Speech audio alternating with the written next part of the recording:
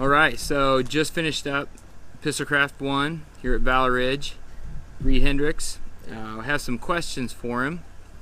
And besides firearm and medical, what other classes would be good to take and good to experience other than the shooting or medical for a well-prepared individual?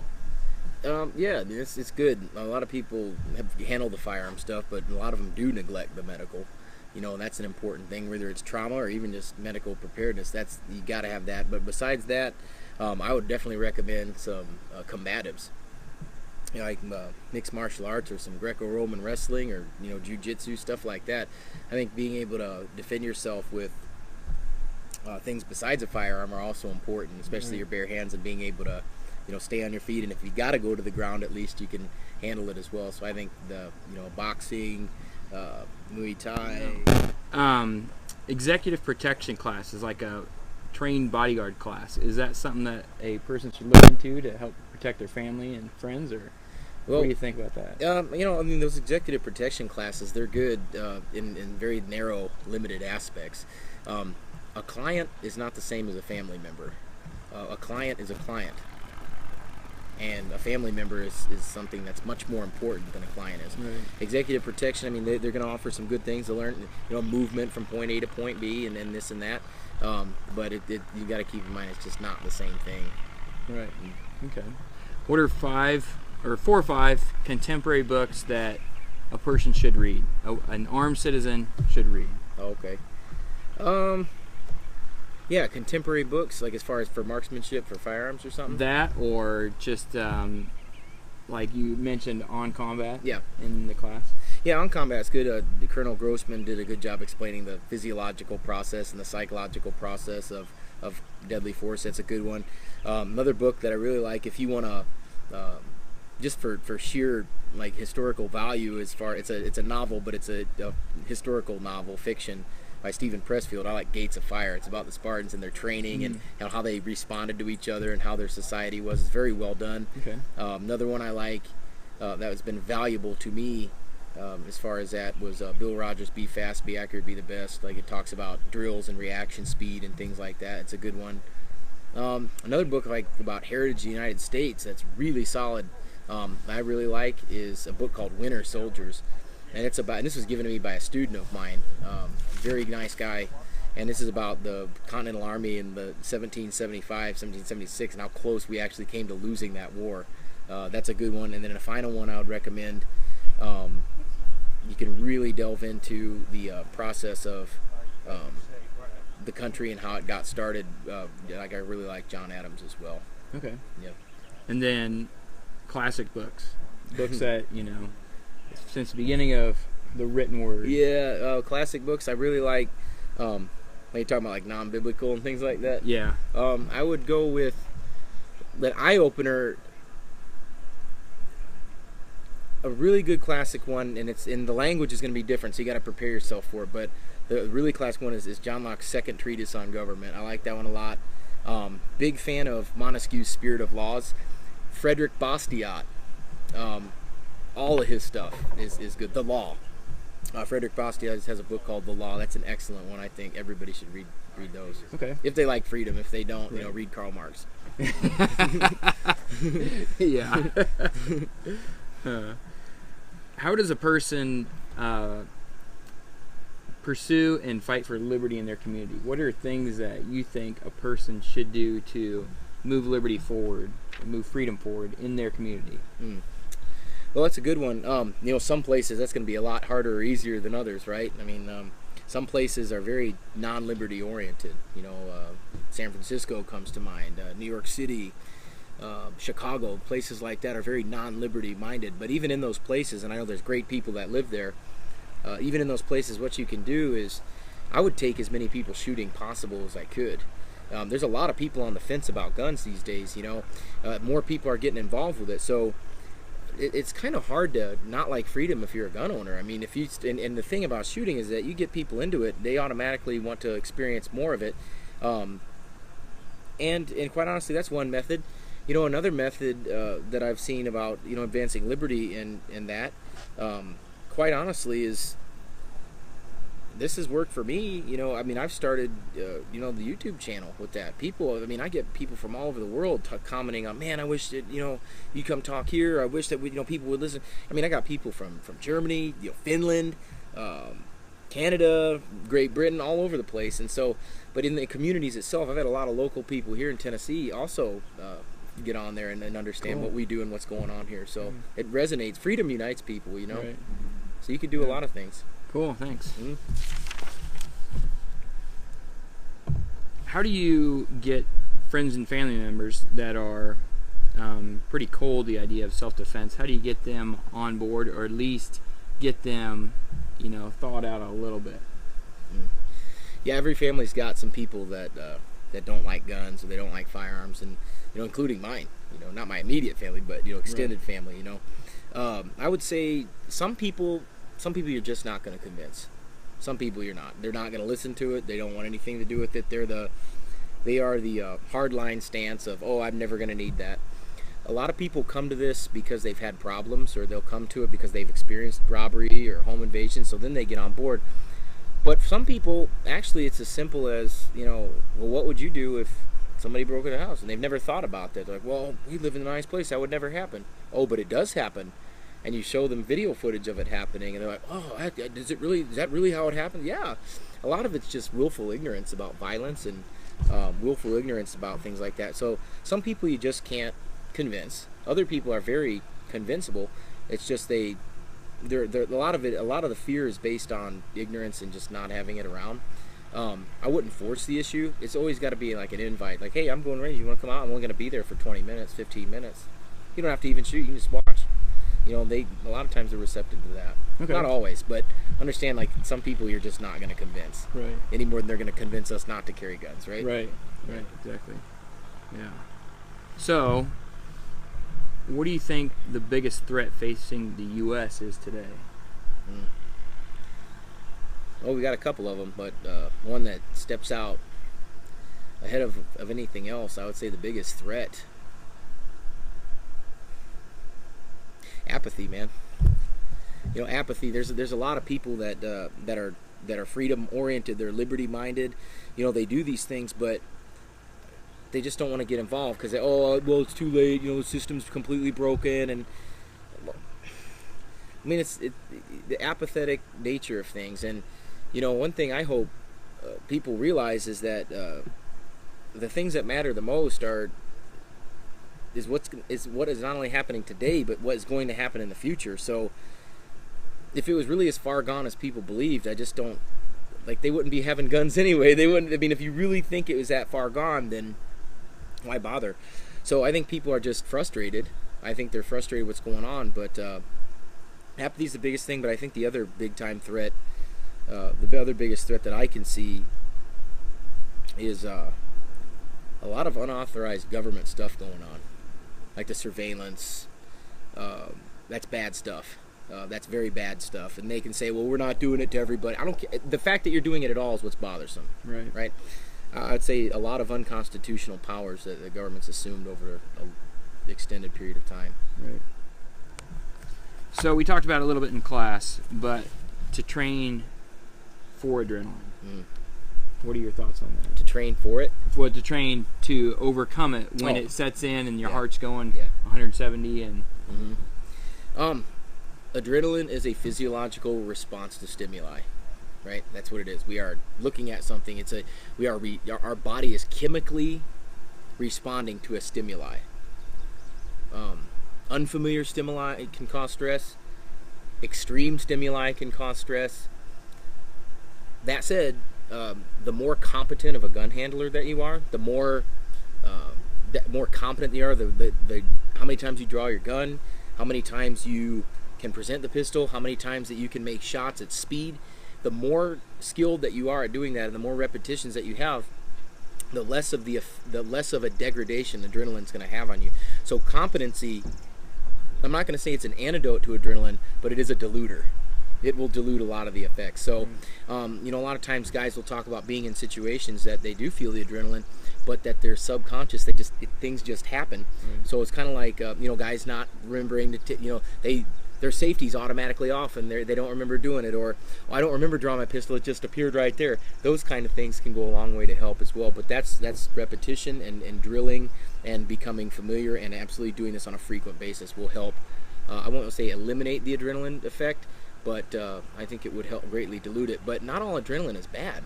See, people have sold a lot of people a bill of goods. Oh, adrenaline's going to turn you into an idiot. No, it's not. That's not true at all. Like, people are surgeons across the country with high stakes, you know, that operate on people's nervous systems, and, you know, plastic surgeons on big-time Hollywood clients. You know, those guys are able to do it no problem. There's stress there, but they're able to handle it, see? And not all adrenaline is bad. You know, we have a lot of people report enhanced visual acuity. You know, a lot of people report a much more clearer mind. You know, a streamlined decision-making process. You know, a lack of feeling of pain. That's a good thing in a fight, right? So not all adrenaline is negative. So sometimes I may not want to dilute it. Sometimes I want a little more. And if anybody in a lab could recreate pure adrenaline, he'd be a billionaire, because the synthetic stuff just doesn't work from what I understand. Right. Yeah. So some people say, and I've had the conversation with friends of friends, that say there is too high a risk of students training to practice in close proximity of others and having students downrange and not on the firing line. That's unsafe. Right. So do the dangers outweigh the benefit of the training? Why or why not? Well, danger. See, this is a word that a lot of people don't understand. Danger is not in and of itself a negative word. Danger is a calculated element of risk. That's what danger is. It's dangerous to drive your car, but you accept the risk every day. You pass somebody going 55, 60 miles an hour, and their tire is literally this far away from your left shoulder. Right? Right. That's dangerous. But people don't think of it as dangerous because the risk of getting from point A to point B is worth it. Firearms training is dangerous. There's no doubt about it. I mean, how could you have supersonic chunks of metal flying through the air with dozens of people and have it not be dangerous? That said, it's not reckless. Right. Reckless is wanton, negligent disregard for everything. And so I think training has to be dangerous. I think it has to be. Now, we're not doing things just to do them. I mean, just to, like, you know, be the bad boys of training. Not that we even have that reputation, but what I'm saying is, like, you get people in class, you have to train, and it has to be drills that, number one, you have to follow the firearms handling rules, right? We talk about treating guns as loaded, never let your muzzle cross anything you're unwilling to destroy, keep your finger straight off the trigger to your sights are on target, make a decision to shoot, be sure of your target and what's beyond it. As long as you follow those 4 firearm handling rules, you're not going to have an issue. You can't. You can't have an issue. If you follow all 4 of those, you can't have an issue. So when people follow that, you're able to do things. And it's up to anybody, you know, what they want out of it. You could have a risk-free class if you didn't have any ammo and didn't have a live gun. And even then, someone could sprain an ankle. Or so I don't think that firearms training is any more dangerous than driving a vehicle. And I don't think that, I mean, we had a lot of, we have 15, 16 people in class today. We did all those things. We put them in close proximity, movement around people, muzzle awareness. And when people train like that, that's how they'll carry their firearm and have to use it if time happens. I can tell if you don't train to doing that, if it doesn't work on the range where there's very little stress, it's not going to work in a gun where there's maximum stress. Right. So if you don't do those kind of things, I think you're almost setting your students up for failure. And I don't want to set students up for failure. I want people that are going to survive deadly force and live with their families and be able to live. Absolutely. So that's what I think about that. Right. Good. So in recent years, there's been an upswing in the amount of people called preppers. I think they used to be called survivalists. Why do you think it is, and is it a good thing to do? And if it is, what should be done to prepare? Oh, okay.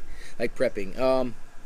Well, prepping used to be a way of life in this country.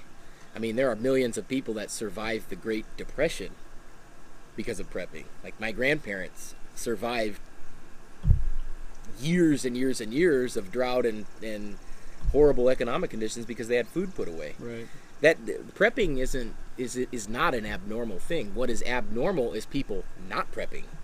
In the history of the world, people have always had food stores and things put away for an emergency. I mean, think of the cycle of nature. What do animals do? They prep. I mean, all the squirrels prep acorns for the lean times of the winter and the spring, in the fall. We think about that's the cycle of nature. Creatures have always wanted to put things away to ensure their survival. I think it's a good thing, and not only for food. People need to understand about their nutrition. If all you got's 2,000 pounds of rice, you're going to be hurting. You need other things. But that's just a basic nutrition table. But we think about other things as well, like medicine, right? Aspirin can go a long way on a bad day. We think about little psychological things like addiction to technology. People are going to have to find ways to be entertained in that situation if everything just goes away. But I think prepping with food, prepping with firearms, and prepping with medicine is very important. Why do you think it's increased? Well, I think people see that there's a possibility that they may need it. And not even long-term stuff. Let's take an example from maybe 12 years ago. Let's take Hurricane Katrina as an example. When you're in a city and there's no power for a week or two, you better have water saved up, and you better have food saved up, because you're not going to be able to go to the grocery store and get it. Right. When the electricity's off, the water pump doesn't work. So you better have these things, and you don't even need to do it for a year. I mean, that's beneficial if you do, but say you even only have 2, 3, 4 weeks of food, you're far above the power curve, and I think it's a very smart thing to do. But there's absolutely nothing abnormal about prepping. I think if you don't prep, that you're abnormal, because you are betting your life and the life of your family on something that's wishful thinking. Right. That's what I think about that. Yeah. So, in a societal collapse, when things break bad, some people subscribe to the community approach. Others think you need to be a lone wolf. What are your thoughts? Well, if you've ever stood post, 24 hours is a long time. Right. And doing that day after day after day after day is not good. I don't know if there's human beings in history that have survived doing the lone wolf approach. You're going to be a part of a community in one way or the other. Even if it's just you and your family, that's still a community. You still have other people to take up the watch. You still have people to help you. You can't be you can't be in a condition of acute sleep deprivation for extended periods of time without serious problems. People will say, "Oh, I will sleep just fine." Yeah, but where's your security? I think a lone wolf approach is for people that don't have friends. Right. and I'm not saying you couldn't do, but man, it's hard. And really, let's face it here, just the isolation itself, we need communal interaction with people. We are social creatures. Now, some people are introverted, some people are extroverted, but at the same time, we still need to be a part of a community. And even if it's not just what can you get out of it, what can you give? What can you do to help out people in that situation? I think that's a question that goes unanswered. It's not about what can I get, what can I get all the time. A lot of times it's what can I do? What kind of asset can I be to people if there was a bad situation? Say that we had massive riots across this country for 3 straight months, and the National Guard's called out, and the police are always running on a shoestring. What kind of asset can we be? What kind of help can we be to regular everyday folks? What kind of asset could we be to law enforcement? What kind of asset could we be to our family? These are the questions we need to ask. And a lone wolf's more of a, I'm just going to do it for me kind of thing. Right. And there's nothing right. You're free to do that. I just don't see much value or benefit in the lone wolf approach. Right. Because one person's easier to kill than 4 or 5. Absolutely. Yeah. Yeah. So I know you said that you're not big on the gear. What is the most underrated piece of gear in your mind? The thing that people don't give much thought to, but they should give more thought to. The most underappreciated piece of gear? I would say probably a good pistol. I mean, you can do the belt thing and the holster, but without a good pistol, all that stuff's meaningless. A good rifle, same thing. It's like people want to try to build their own stuff for some reason, and I don't understand where this. I mean, I get that it's fun and you can tinker and all this and that, but an underappreciated piece of equipment. As far as firearms you're talking about? Yeah. Okay. As far as firearms, I would say definitely a good pistol, because it's by far the most practical weapon overall, general purpose use. I mean, you could defend your home with it. It's not ideal, but you could. You can go out in society and do that, and that's what you're going to have. I would say a good pistol and a good holster. You get those things taken care of. The rest kind of falls into place. Right. Okay. Yeah. And then last one, how often do you clean your guns? How often should a person clean their guns? If they go out once a month and shoot 50 rounds and then dry fire every week, how often should they clean it? Okay. Weapons maintenance. Do you need to clean your gun every time you shoot it? Well, I guess it would depend on how much you shoot it, right? I don't see. I've got guns that I use on the range, and they're identical to the ones that I use for defense, right? They're identical. I mean, there's no difference whatsoever. So do I clean my range gun every time I shoot it? No, not every time I shoot it, but every 2 or 3 times. And I usually shoot maybe 100 to 200 rounds. Typically 200's a heavy range day for me. Right. But if I do 100, 200 rounds, I'm not going to clean my gun. But once I start getting up there, I'll clean it. As far as like cleaning, like your maybe you can't afford a duplicate gun. Maybe you only got one, and that's pulling double duty as your range gun and your carry gun. I would say you want to. For me, I don't want to take any chances. I would clean it every time I used it in that context. If that was my only one, I would keep it clean and lubricated at all times, because we don't know when we're going to get another opportunity to do that. Right. And use whatever as long as it's lubrication and it works. I mean, grease works fine. Oil works fine. Slip 2000 works fine. Wilson's lube works fine. I mean, I don't care as long as it provides less friction on the parts. So. Right. All right. That's all I got.